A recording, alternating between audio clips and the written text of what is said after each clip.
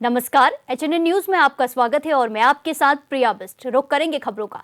लखनऊ में मुख्यमंत्री योगी आदित्यनाथ ने खादी महोत्सव 2025 का उद्घाटन किया। कार्यक्रम के दौरान सीएम ने खादी महोत्सव में लगे स्टॉलों का निरीक्षण किया और लोगों से स्टॉलों के बारे में जानकारी भी ली। इस मौके पर सीएम के साथ कैबिनेट मंत्री राकेश सचान भी उपस्थित रहे। कार्यक्रम को संबोधित करते हुए सीएम योगी आदित्यनाथ ने कहा कि ये एक सप्ताह का महोत्सव है। ये कार्यक्रम स्थानीय उत्पाद करने वाले सभी कलाकारों के लिए एक प्लेटफॉर्म का काम कर रहा है। सीएम ने आगे कहा कि हमें जहां से भी कोई अच्छी चीज मिले उसे स्वीकार करना चाहिए।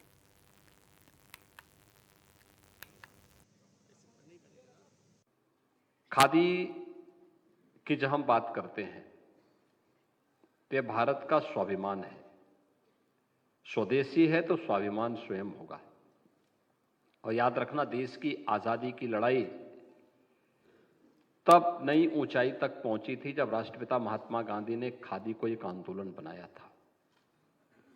और देखते ही देखते पूरा देश इस आंदोलन के साथ जुड़ा था। विदेशी वस्त्रों की होलियां चली थीं, स्वदेशी को अपनाने का एक आह्वान हुआ था और देशवासियों ने इस स्वदेशी वस्त्रों के माध्यम से न केवल भारतवासियों को चरखे ने एक नई क्रांति ला दी थी, बल्कि यह भारत के स्वाभिमान का प्रतीक बनकर के लाखों लोगों के रोजगार का माध्यम भी बना और उसकी इनकम से, जो थोड़ी बहुत इनकम होती थी, उस इनकम से अपनी घर गृहस्थी का संचालन करने के साथ साथ राष्ट्रीय आंदोलन में भी वे योगदान देते थे।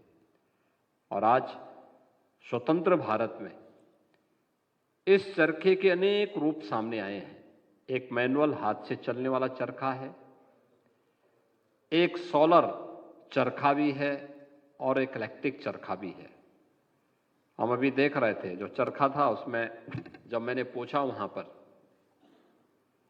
तो उन्होंने कहा हाथ से चलने वाला चरखा है, इससे एक दिन में 1 किलो तक हम लोग कताई कर लेते हैं। लेकिन सोलर जो इलेक्ट्रिक चरखा था उससे 2 किलो तक कताई कर लेते हैं। सबकी अपनी उपयोगिता है और मार्केट की भी अपनी डिमांड है। याद रखना, जो कार्य आप हाथ से कर रहे हैं वो अपने आप में एक कला भी है और अपने आप में एक हुनर भी है। समाज में उसकी डिमांड भी है और लोग उसके महत्व को भी समझते हैं। ऐसे ही इससे न केवल रोजगार किसान से लेकर के इस सोलर चरखा को चलाने वाले बुनकर से लेकर के या उससे जुड़े हुए जो अन्य तकनीशियन हैं उनसे जुड़े हुए लोगों को लेकर के और फिर उसकी बिक्री करने वाले व्यवसायियों को लेकर, इन सभी को एक साथ जोड़ करके रोजगार के साथ जोड़ने का काम करता है। यही कारण है कि पिछले 7 वर्ष में 3.5 लाख से अधिक लोगों को अकेले इस विभाग ने खादी के माध्यम से रोजगार उपलब्ध करवाने में अपना योगदान दिया है। दूसरा है माटी कला बोर्ड। माटी कला बोर्ड मैं भी देख रहा था, उनके पास भी एक मैनुअल चाक है, एक सोलर चाक है और एक इलेक्ट्रिक चाक है।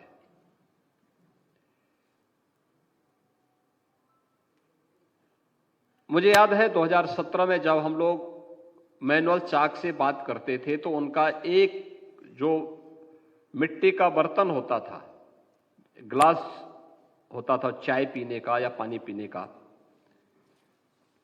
उसकी कीमत 60 पैसे तक पड़ती थी। तो प्लास्टिक या थर्माकोल का वह मुकाबला नहीं कर पाता था। आज जब मैंने उनसे पूछा, मैंने कहा कितने का पड़ता है, तो उन्होंने कहा कि इसकी कीमत हमें 12 से 15 पैसे पड़ रही है। यानी उसने थर्माकोल और प्लास्टिक का वह एक सब्स्टिट्यूट हो गया, पर्यावरण की बचाव भी हो गया।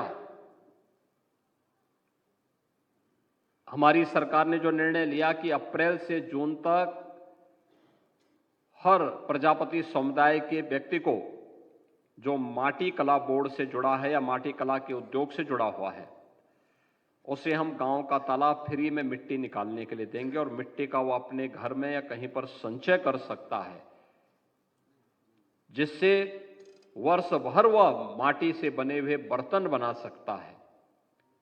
तो अब तो घर घर में इसका उपयोग हो रहा है, ये अपने आप में एक ब्रांड बन गया है।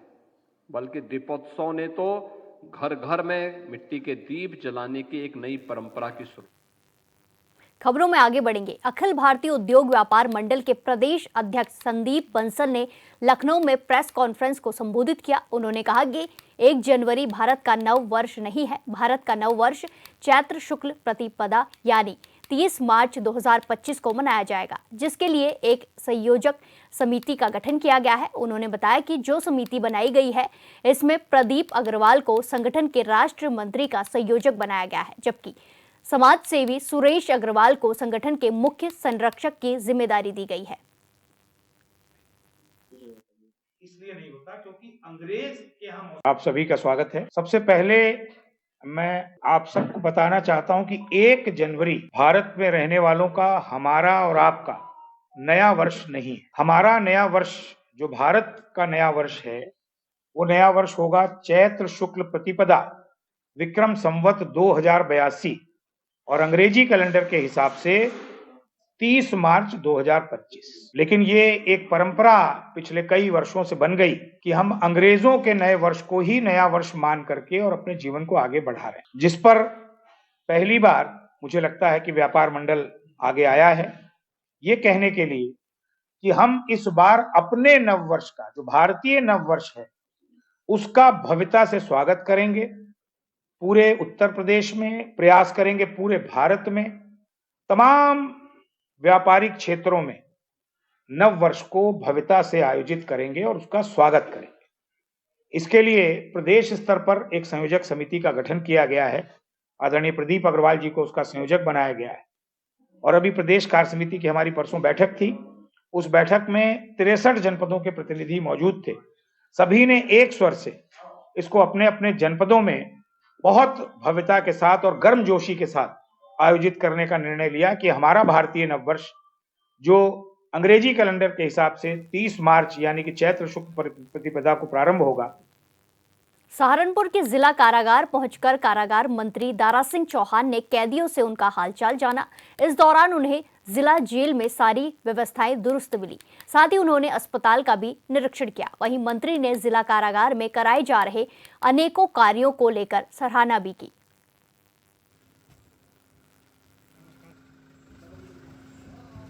तो आज तो मैं जेल का निरीक्षण करने यहाँ आया कारागार, और ये एक ऐतिहासिक जेल है, बहुत पुरानी है, आप सभी लोग जानते हैं। और मैंने जेल के अंदर भी हॉस्पिटल को भी देखा है, महिला बैरिक को भी देखा है, पाकशाला जहाँ खाना बनता है वो भी सब देखा है। तो काफ़ी अच्छी व्यवस्था थी, संतोषजनक रहा है। खाने की क्वालिटी को भी मैंने देखा, लोगों से, मरीज से भी मैंने बात किया, उनकी दवा के लिए, इलाज में क्या दिक्कत हो, सारा कुछ प्रॉपर चल रहा है। महिलाओं को व्यक्तिगत रूप से मैंने बात किया और उनसे भी बात की, तो उनके भी मैंने कहा कोई व्यक्तिगत परेशानी बता दीजिए, लेकिन सारे लोग पूरी तरीके से जेल प्रशासन से पूरी तरीके से संतुष्ट थे। तो आज इस अवसर पे मैं आया था और उसके बाद अब ये कार्यक्रम खत्म करने के बाद माता शाकंभरी के चरणों में जाएंगे आशीर्वाद लेने के लिए। किसी तरह के जेल में शांति बनी रहे, सहारनपुर और प्रदेश देश में नए वर्ष जो है सबके लिए सुखमय हो, ये कामना भी हम करेंगे। अभी ऐसा मुझे संज्ञान में नहीं आया है। अगर इस तरीके की कोई बात होती है तो पूरी व्यवस्था जेल प्रशासन की तरफ से है कि उनका पूरी तरीके से इलाज कराने के लिए जितनी भी सुविधा जेल प्रशासन विभाग के द्वारा, शासन के द्वारा हो सकता है, उनका इलाज। उपचुनाव को लेकर कांग्रेस के प्रवक्ता अंशु अवस्थी ने बड़ा बयान दिया है। उन्होंने कहा कि इंडिया गठबंधन ने एक साथ मिलकर 2024 का उपचुनाव लड़ा था, जिसमें सभी ने मिलकर 43 सीटें जीती। ऐसे ही मिल्कीपुर सीट पर होने जा रहे उपचुनाव में भी इंडिया गठबंधन मजबूती से लड़ेगा और इस बार भी जीत हासिल करेगा। इंडिया गठबंधन एक साथ आया और जनता ने 2024 में उत्तर प्रदेश में भाजपा को हराने का काम किया। 43 से ज्यादा सीटें उत्तर प्रदेश में इंडिया गठबंधन लोकसभा की जीता। उपचुनाव में भी हम मजबूती से लड़े और उपचुनाव सरकार का होता है, ये सब जानते हैं। मिल्कीपुर का जो उपचुनाव है, इंडिया गठबंधन पूरी ताकत से लड़ रहा है। हमें पूरा भरोसा है कि अयोध्या की जनता लोकसभा चुनाव के तरीके से मिल्कीपुर में इंडिया गठबंधन को जिताएगी। यदि उपचुनाव में कुछ भी होता है, सब जानते हैं, सरकारी पूरी मशीनरी उपचुनाव में लगी है, मुख्यमंत्री और पूरी सरकार लग गई वहां पर। अगर कुछ भी होता है उससे 27 पर कोई फर्क नहीं पड़ेगा, क्योंकि 27 में जनता बदलाव करने जा रही। यही उत्तर प्रदेश जिसको भाजपा ने बड़े बड़े वादे किए थे, उन युवाओं, किसानों, आम आदमी, दलितों, पिछड़ों, सबको धोखा देने काम किया है। जो 27 का चुनाव होगा इंडिया गठबंधन के पक्ष में होगा। कांग्रेस पार्टी 403 विधानसभा सीटों पर इसकी पूरी तैयारी कर रही है। गठबंधन का क्या प्रारूप रहेगा इंडिया गठबंधन का, वो राष्ट्रीय नेतृत्व तय करेगा, लेकिन बदलाव होने जा रहा। भाजपा को जनता हराने के लिए तैयार बैठी है। अयोध्या में रामलला प्राण प्रतिष्ठा की पहली वर्षगांठ पर मुजफ्फरनगर में एक भव्य कार्यक्रम का आयोजन किया गया, जिसमें बीजेपी के फायर ब्रांड पूर्व विधायक संगीत सोम मुख्य अतिथि के रूप में शामिल हुए। कार्यक्रम में एक शोभा यात्रा का भी आयोजन किया गया था, जो नगर के मुख्य मार्गों से होते हुए गुजरी। शोभा यात्रा में हजारों की संख्या में लोग शामिल हुए। संगीत सोम ने सीएम योगी के उस बयान का समर्थन किया जिसमें उन्होंने कहा था वक्फ बोर्ड को भूमाफिया बोर्ड बताया गया था। महाकुंभ मेले में मुसलमानों की नो एंट्री पर संगीत सोम ने कहा कि मुझे लगता है कि सभी मुसलमानों की एंट्री होनी चाहिए, लेकिन पहले मुसलमान जाकर गंगा में डुबकी लगाएं और भगवान के दर्शन करें।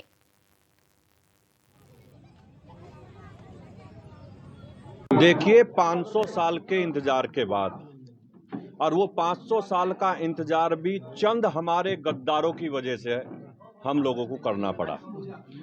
उसके 500 साल के बाद 1 साल पहले आज के दिन मंदिर में प्राण प्रतिष्ठा हुई। आज उसी के उपलक्ष्य में यहाँ एक महोत्सव रखा है और हम सब सनातनियों के लिए गर्व की बात है कि बहुत गद्दार होने के बाद भी देश के सनातनी लोगों ने वहाँ मंदिर का निर्माण कराया और आज उसकी बरसी पे 1 साल वर्ष होने के बाद उसमें जो आज प्रोग्राम है उसमें मैं यहाँ आया हूँ। ये मैं पहले से कहता आया हूँ, योगी जी भी बिल्कुल ठीक कह रहे हैं, वो भूमाफियाओं का एक गिरोह है, एक गुंडों का गिरोह है, एक इस तरीके के आतंकवादियों का गिरोह है कि जो दूसरे के घरों को कब्जाने का काम करते हैं, दूसरों की जमीन कब्जाने का काम करते हैं। वक्फ बोर्ड जैसी और वक्फ जैसी कोई चीज हिंदुस्तान में नहीं है। वक्फ की अगर कोई जमीन है तो वो पाकिस्तान में होगी, हिंदुस्तान में कोई वक्फ की जमीन नहीं है। नहीं, हिंदी राष्ट्रीय भाषा होनी चाहिए और हमारे यहाँ क्षेत्रीय भाषाओं का भी महत्व है, लेकिन हिंदी हमारी मातृभाषा है और वो लागू होनी चाहिए। नहीं, मुझे लगता है कि सब मुसलमानों को एंट्री होनी चाहिए, लेकिन पहले मुसलमान जाके गंगा जी में डुबकी लगाएं और डुबकी लगा के भगवान के दर्शन करें, शिव की उपासना करें, उसके बाद वहां अपना स्टॉल लगा। अब वक्त एक छोटे से ब्रेक का, फिर लौटेंगे कुछ खबरों के साथ। बने रहिए हमारे साथ। ब्रेक के बाद एक बार फिर से आपका स्वागत है। रुक करेंगे खबरों का। महाकुंभ को लेकर भारत नेपाल सीमा पर विशेष तौर पर चौकसी बरती जा रही है। इसी क्रम में बहराइच में नेपाल से भारत में प्रवेश करने वाले हर एक नागरिक की सघनता से जांच की जा रही है। खालिस्तानी आतंकी पन्नों की धमकी के बाद दोनों देशों की सरकारें सीमाओं पर लगातार निगरानी बनाए हुए हैं, जिसको लेकर भारत और नेपाल देश के अधिकारियों के बीच इंटरनेशनल चेक पोस्ट पर हाई लेवल बैठक की गई। इस दौरान दोनों कुंभ मेले की सुरक्षा को लेकर चर्चा की गई।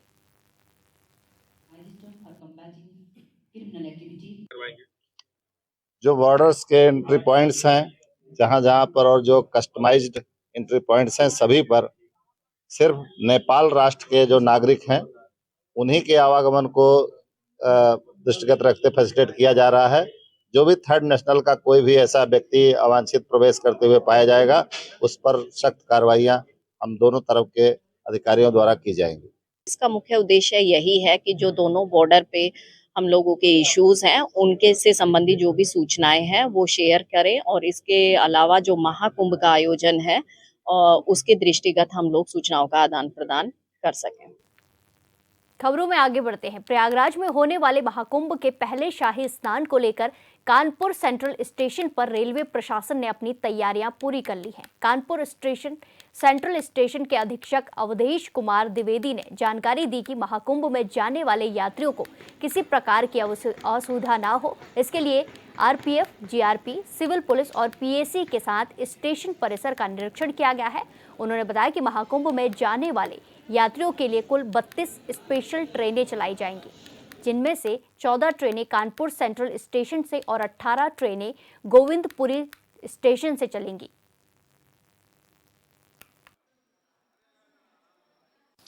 हम लोगों ने जितने भी हमारे चारों ओर से 4 एंट्री गेट हैं, उनका हम लोगों ने निरीक्षण किया है और चारों ओर से जितने भी यात्रियों थे, यात्रियों के आने के लिए जो अवरोध थे रास्ते में, वो साफ करवा दिया गया है, ताकि जो महाकुंभ में जाने वाले तीर्थ यात्री हैं वो सुगमतापूर्वक जाए, रास्ते में कोई असुविधा न हो स्टेशन तक आने में।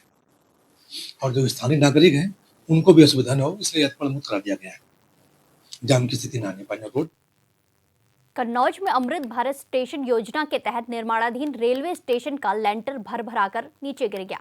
मौके पर पहुंचे कानपुर कमिश्नर के विजेंद्र पांडियान ने कहा कि इस घटना में कुछ मजदूर फंसे थे, कुछ बाहर निकाल लिए गए थे। कुल 23 लोग थे, जिनमें से 5 लोग ज्यादा घायल थे, लेकिन अभी वो खतरे से बाहर हैं। मामले की जांच की जा रही है। पूर्वोत्तर रेलवे की तरफ से मामूली रूप से घायलों को 5,000 और गंभीर रूप से घायल मजदूरों को 50,000 की आर्थिक सहायता देने की बात कही गई है।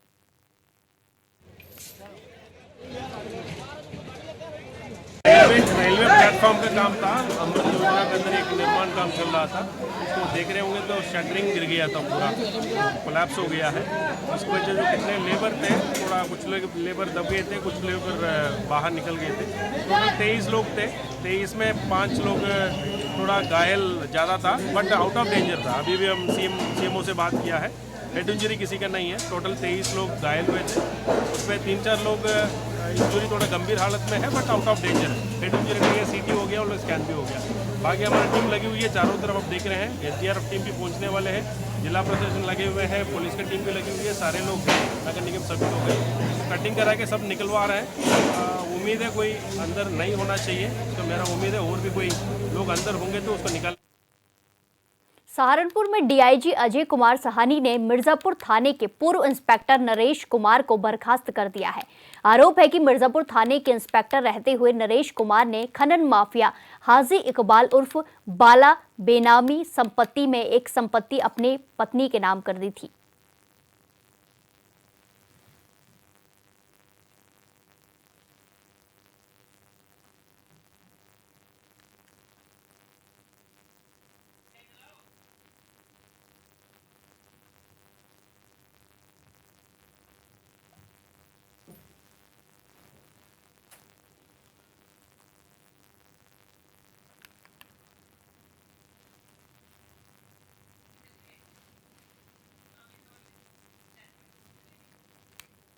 खबरों में आगे बढ़ते हैं। बलिया के नरही थाना अंतर्गत नए साल के दिन हुए डबल मर्डर ने सबको हिलाकर रख दिया, जिसके विरोध में सर्व वैश्य समाज की तरफ से सैकड़ों लोगों ने डीएम के जरिए मुख्यमंत्री योगी आदित्यनाथ को पत्र सौंपकर न्याय की गुहार लगाई है। वहीं बीजेपी नेता अशोक गुप्ता का आरोप है कि जिस तरीके से डबल मर्डर हुआ है, इस पूरे मामले में पुलिस आरोपियों के साथ साथ पीड़ित पक्ष के समर्थकों पर भी मुकदमा दर्ज कर दिया गया है। जिस दिन मर्डर हुआ उसके अगले दिन कुछ अराजक तत्वों ने गलती की, जिसका खामियाजा पीड़ित पक्ष को भुगतना पड़ रहा है।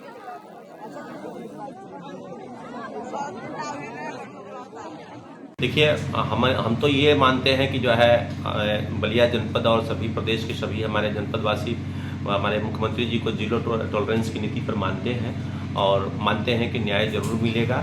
घटना जो है घटित हुई है और इस संदर्भ में जो है पत्रक हमने दिया है और मुझे आशा नहीं पूरा विश्वास है कि मुख्यमंत्री जी इसका जब संज्ञान लेकर के और पूरे हमारी तीनों मांगों को पूरा करेंगे। हत्या जो है जघन्य है और इसका संज्ञान मुख्यमंत्री जरा। झांसी के सिपरी बाजार थाना क्षेत्र स्थित निजी अस्पताल में एक डिलीवरी कराने आई महिला को मौत हो गई। महिला के पति का आरोप है कि हड्डी के डॉक्टर ने उसकी पत्नी की डिलीवरी की और डॉक्टर की लापरवाही के चलते उसकी पत्नी की मौत हो गई है। वहीं मृतका के परिजनों ने अस्पताल में हंगामा कर दिया, साथ ही लापरवाह डॉक्टर के खिलाफ कार्रवाई करने की मांग की है।